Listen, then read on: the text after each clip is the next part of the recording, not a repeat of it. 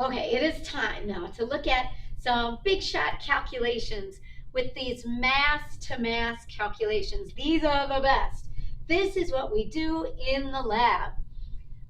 We want to calculate the grams of NH3 produced when 5.40 grams of hydrogen react with an excess of nitrogen, which basically just means we got tons of extra nitrogen, but I only have 5.40 grams of hydrogen. So with that amount of hydrogen, how much product can I form? Okay, so I've got the balanced equation, which is crucial because I'm going to need the ratio. I'm comparing hydrogen to ammonia. So I want to be able to use that 3:2 ratio. Every 3 moles of hydrogen should give me 2 moles of ammonia. I don't have moles. I don't have like 3 moles. I don't even know how many moles I have. I've got 5.4 grams of hydrogen. And so step 1 here is that we've got to get that grams of hydrogen into moles. So we channel our mole calculations from a while back. They're here to stay, right? And so we're kind of looking down at the bottom here. And that I remember this from back in the day. I start with what I have, 5.40 grams of hydrogen. And then I set up a little proportion or a little ratio where I want to cancel grams and I want to switch it to moles. So initially, I usually just write grams of hydrogen on the bottom, moles of hydrogen on the top. Then I can put in the numerical values. Anytime you're looking at grams, it'll come off the periodic table, and the periodic table will give you the molar mass, which is the mass of 1 mole. Oh, okay, so yeah, hydrogen's mass on the periodic table is about 1. So 1 times 2, because there's 2 hydrogen, gives me a mass of about 2 grams. So if I plug that in my calculator, I would get moles of hydrogen. Now, if you want, you can do that. Or we're going to be kind of stringing together a couple different calculations.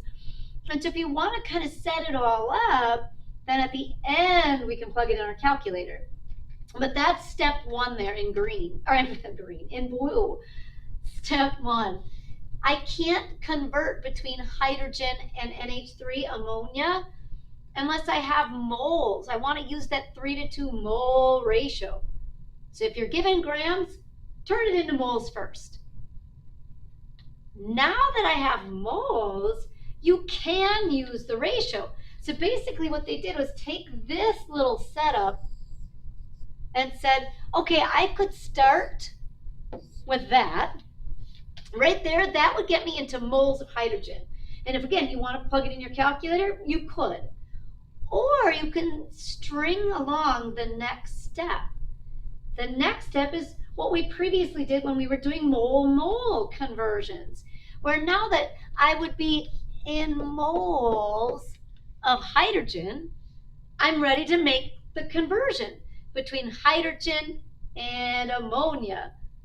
So I want to put moles of hydrogen on the bottom because I'm going to want that to cancel.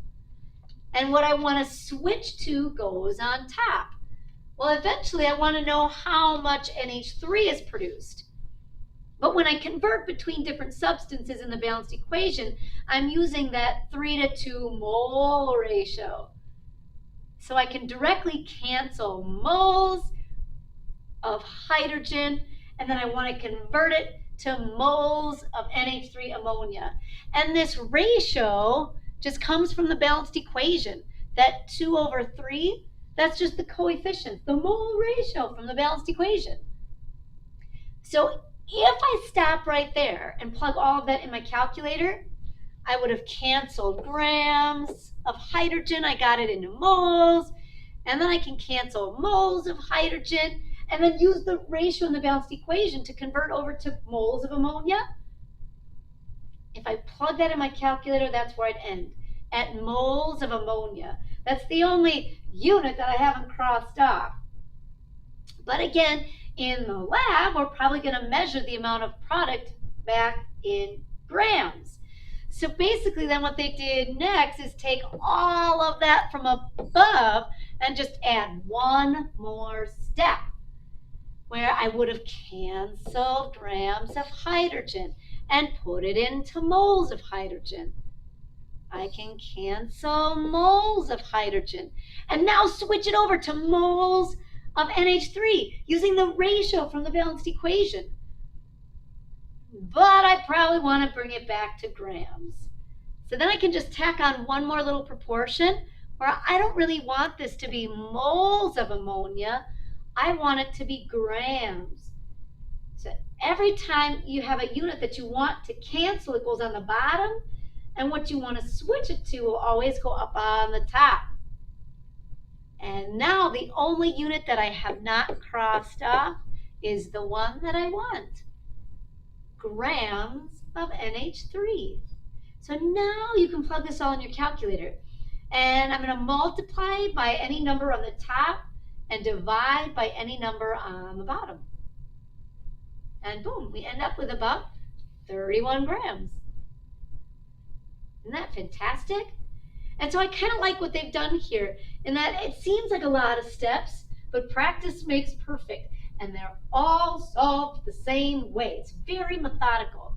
We're going to start with the given quantity, and we got to get that into moles.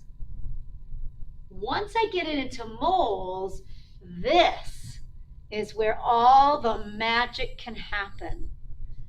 Now I can use the mole ratio from the balanced equation to convert between moles of one substance and moles of something else.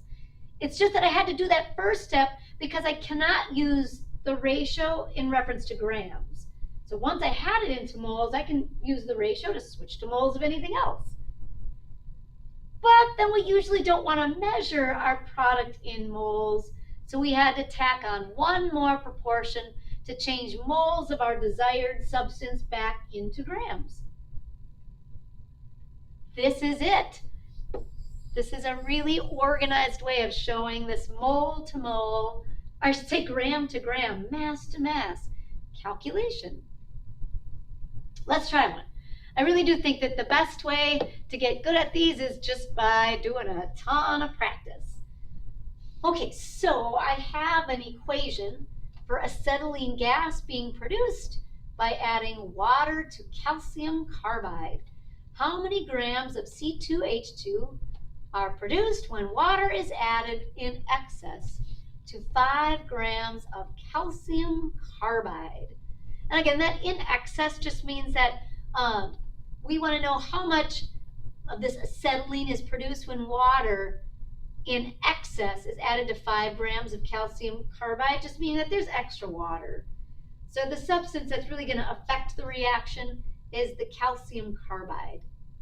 So I want to be converting between an amount of calcium carbide and an amount of product, acetylene gas. These are the two that I want to compare. Fantastic. I mean, I see it's a 1-to-1 ratio in the balanced equation, which is going to be great. But it's not a 1-to-1 ratio of grams. It's got to be a 1-to-1 ratio of moles. So that 5 grams of calcium carbide, I got to get that out of grams and into moles. So I'm going to set up a little proportion where I cancel grams of calcium carbide. I want to put it into moles. And so again, I usually just set up the units first, and now I can go find my numbers. Anytime I see grams on these mole conversions, it comes off my periodic table. So I'm going to add calcium. So I'll say about 40.08 plus 2 times carbon. Let's use about 12.01. So I'm looking at about 64.10 grams. And that mass in the periodic table is always the mass of 1 mole. Okay, so technically now, I've got this set up so that grams and grams will cancel.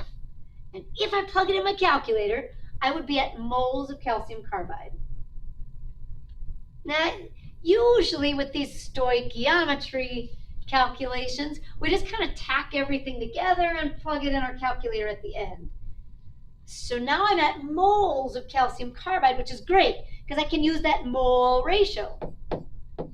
So I can cancel moles of what I was given and switch it over to moles of what I want. I want to know how much C2H2 is produced.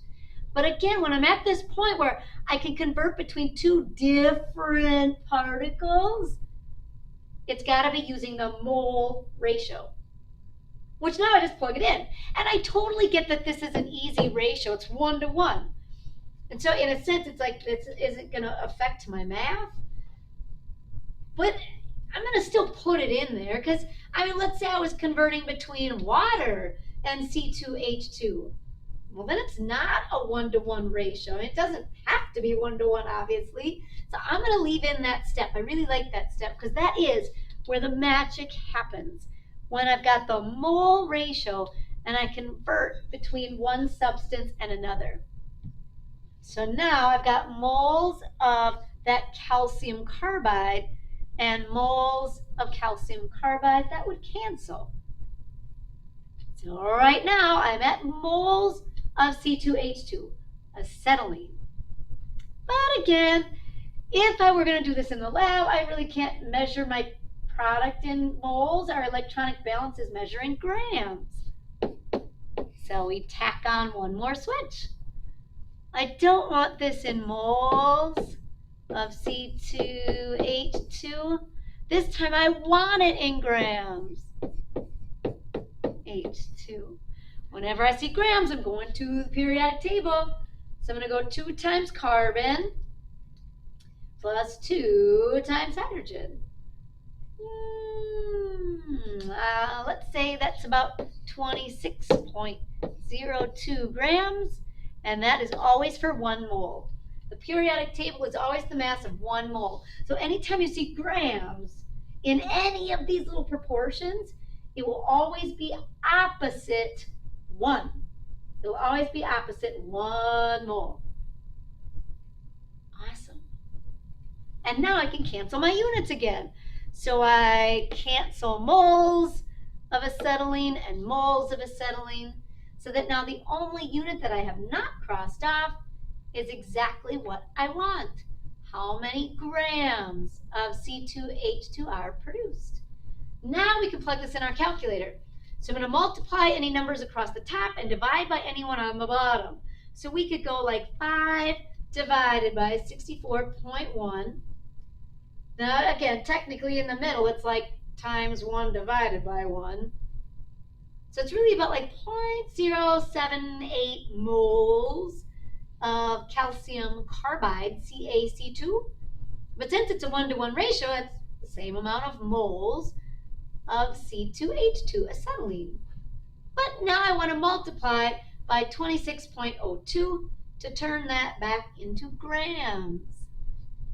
So when I plug this in my calculator, I'm looking at about maybe like 2.03-ish grams of C2H2. There she is. This is all about organization. It's all about setting up proportions, and you've got to be good about units.